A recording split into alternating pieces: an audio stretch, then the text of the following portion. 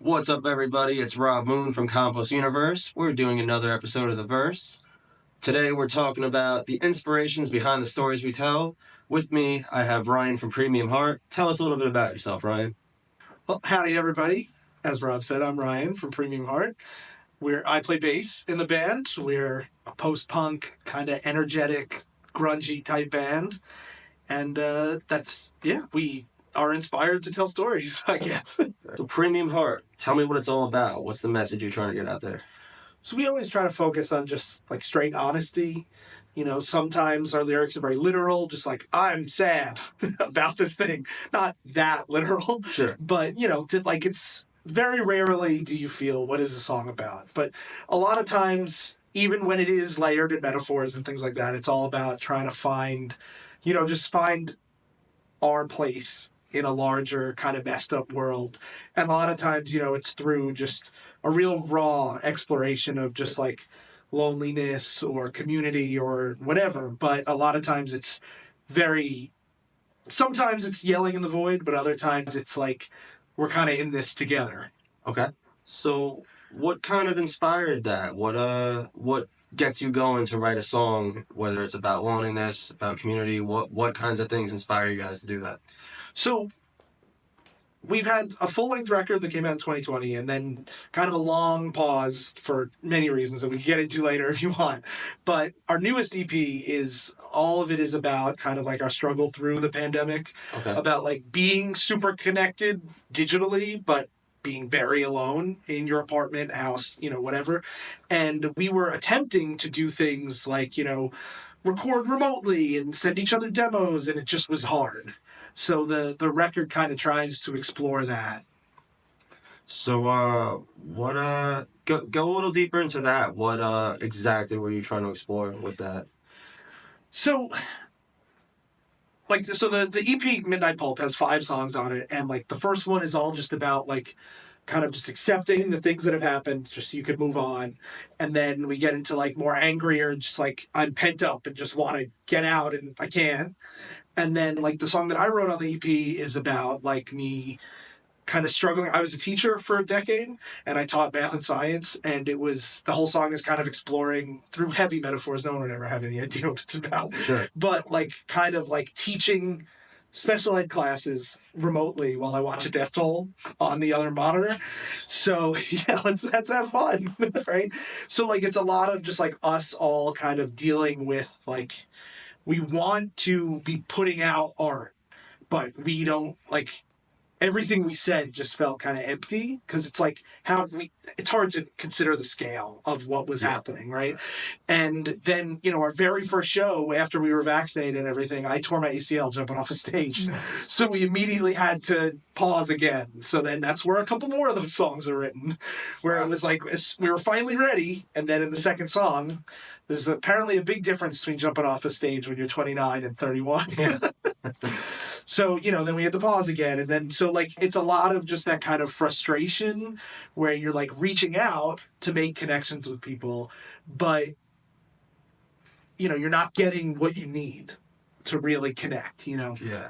So, Midnight Pulp, let's go a little deeper, more specifically, what emotions you think are coming out of those songs? I know you said frustration. Mm-hmm. So, Midnight Pulp, it's named after, you ever have like those smart TVs that have those like built-in channels that are like, sometimes just Bob Ross for 30 hours or whatever. So there's one, I believe it's called Midnight Pulp, that's just like weird high sci-fi and horror movies and stuff, like old pulpy stuff. And so like one of the things we tried to capture with that EP was kind of that like feeling of just like sitting in a room with the TV at 2:00 in the morning, and just like when you're kind of in that like weird twilight period where it like doesn't quite feel real, and like COVID kind of made our whole lives that feeling. Yes.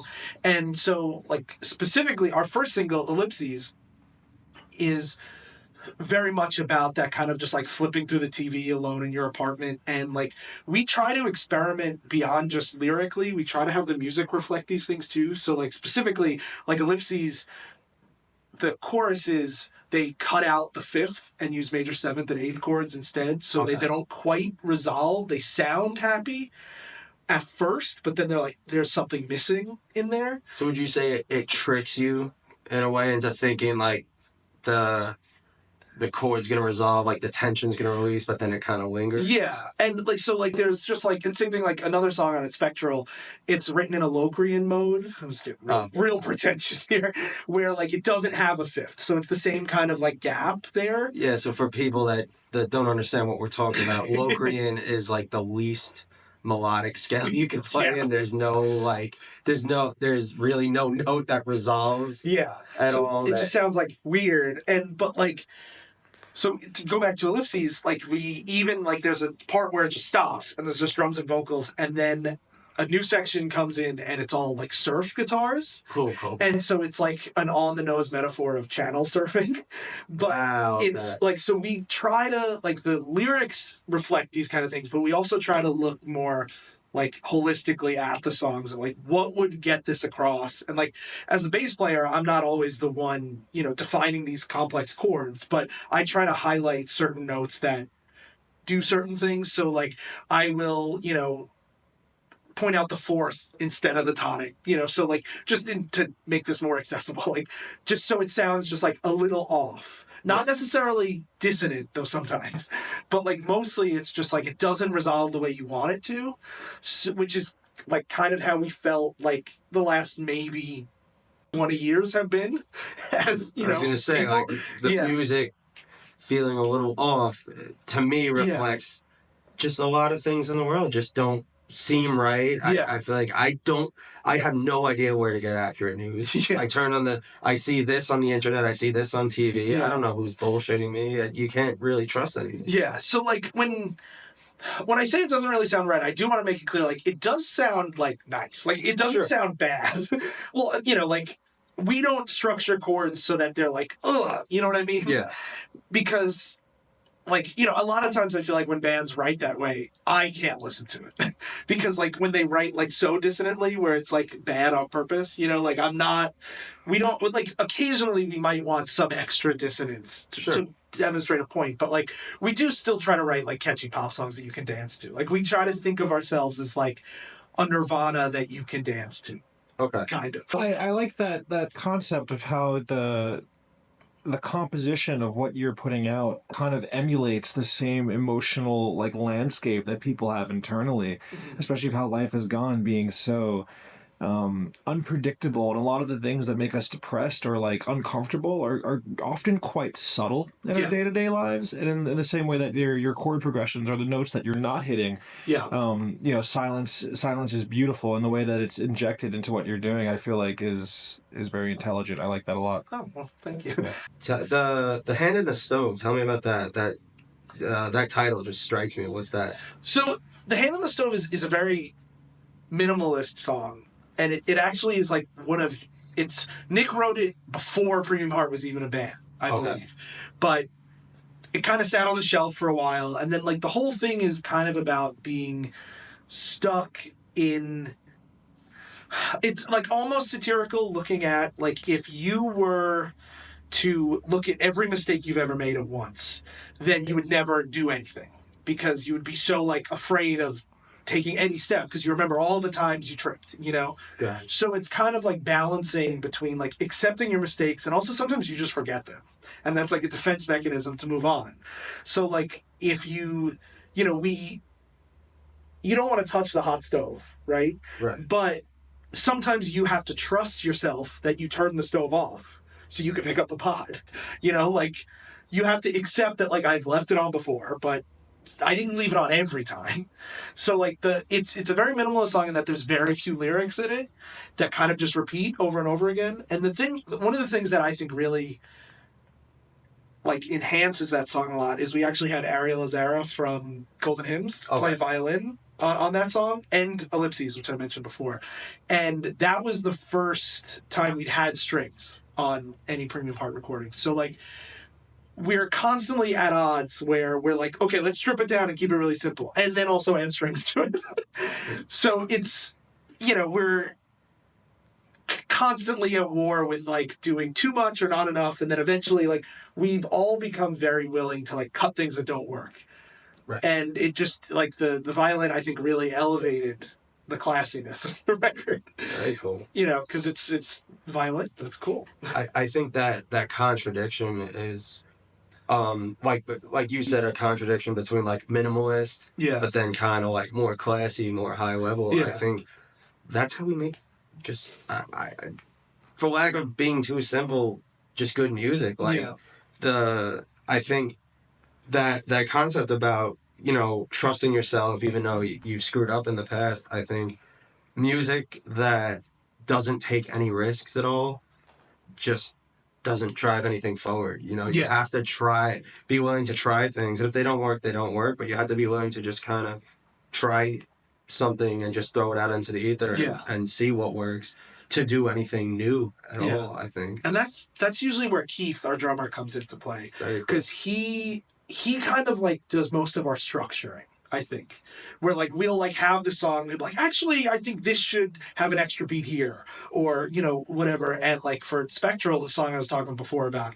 education and you know all that stuff, like the bridge, I had just very straightforward. It's just like this chord progression that I'm playing, and you know, I'm building like multiple layers on top of my chords, but it stays pretty straightforward. And then he came in and he was like, well, actually, let's have the guitar players play it in a different time signature. So it's a polyrhythm. So you guys are both playing in different time signatures and then trade off with each other back and forth. Wow. And it's the kind of thing that I don't think it sounds complicated. Gotcha. But which is a goal for us, is like we want it to sound straightforward and like you can vibe with it and get into it. But then when you go to learn it, you're like, what is this? Which can be tough if we haven't practiced the song in a while because I have to relearn it. But it's, you know, we are always willing to try someone's crazy idea. But we're also willing to, if our crazy idea doesn't work and everyone's like, this doesn't work, no one gets mad about it. Right. You know, we try to separate the ego out of it, just like, what does the song need? Yeah, I think that's ultimately what's most important. What does the song need? Yeah. You know? And you told us a little bit about the music that you've put out. You've told us about the process that goes into the songs that you've released, and a little bit about the technicalities that go into creating these songs. But as an avid music listener and somebody who definitely plans on attending your shows, can you tell me, like, maybe go into a specific song on one of your new releases that tells a narrative and help me better understand what kind of stories are being told here? Because when I go into a show, like say I have like an empty pocket emotionally, what is Premium Heart going to fill my pockets with? So when I leave that venue that night, I have something of substance to kind of mull over, and stories really help me kind of think about that kind of thing. Can you give me an example of a song that tells a narrative? So, my gut instinct is to pick the song Narrative Death for obvious reasons. But one thing I think, so we like play different, like we are always changing up our set lists and stuff and bringing back old songs. And like even we just, like we filmed a music video recently that we played a song that we had never played before that was on our first record that has been unplayed for 6 years that we just like broke it out because why not? So like we don't really have like a centerpiece of the set as much as like some bands have, like it's always this, you know. But one thing that we do try to do is really break down the barrier between the stage and the band. Like there is no fence there. Like Dave and I constantly walk out into the crowd and like one of our songs snares opens with like this guitar thing and then there's a big bass chord, and I almost always walk out into the crowd and pick some random person to hit the chord on my bass, which most people don't know what I'm asking them. So it doesn't quite work out, but like that's part of the fun. And like I always give a speech about, you know, like I've mentioned, I don't think I've mentioned, but our record sales we always give to charity. So, like, I always give a speech about where that stuff is going or, like, you know, whatever issue. So, like, there's always a lot of, like, talking with the crowd and, like, a back and forth. And, like, so we really want to make sure that everybody at any show knows that they're, like, we're all equals and we're all part of the same family.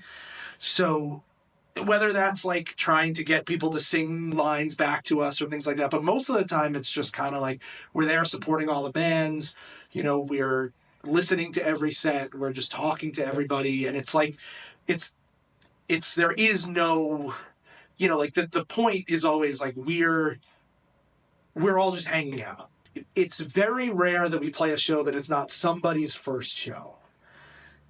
That's par for the course when you're a small band, right? But like also like we're always like bringing in new friends, and like even like I'm a writer as my day job, and like my editor came to our last show, and she had no idea what to expect, and like it's so I make some jokes about how I write with more active voice now thanks to her, like things like that. But like we always try to make it where it's like we don't take anyone for granted. Because, like, you got to sell tickets. You got to get people to pay the cover and everything. Like, we want to make sure everybody knows that we're not just calling you because we need your $12. Like, we want you there because of what you bring to our community and to our lives. I think that's a great thing to try to produce in any community, not just musically, but just as ethos is so important. Especially for a community which we've established where a common theme amongst a lot of people is feeling frustrated, is feeling like, isolated, and to be able to have this platform where we're able to kind of dispel that and send somebody home with something different, I think is really special.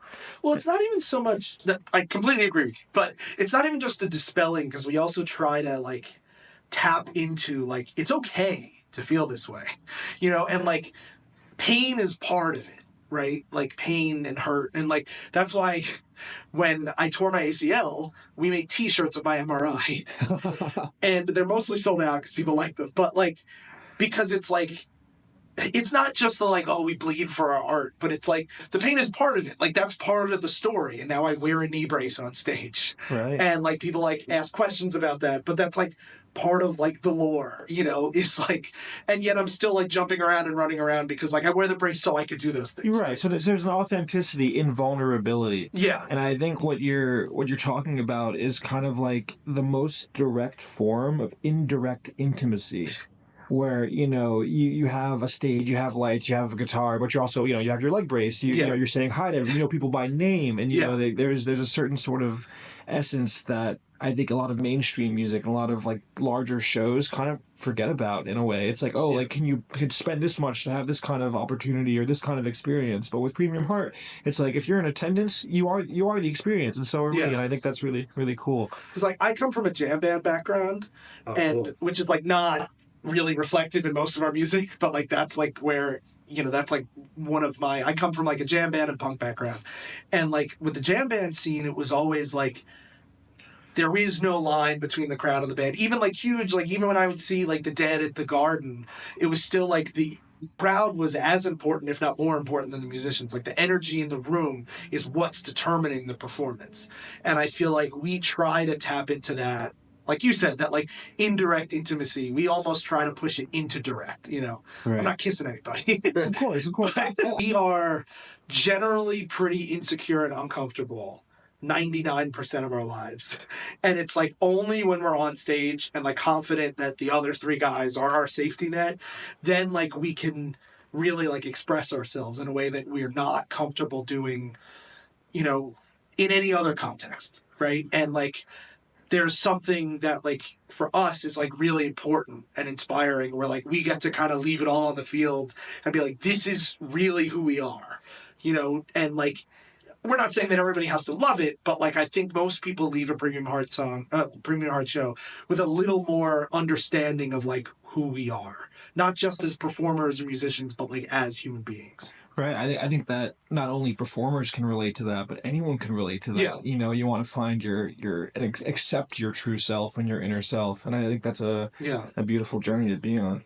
I think every show has the opportunity to be a unique experience. Like I remember every show I've been to, I'll go see Iron Maiden like 4 or 5 times on the same tour, and you're in a different place. Like I've gone out of state to see them.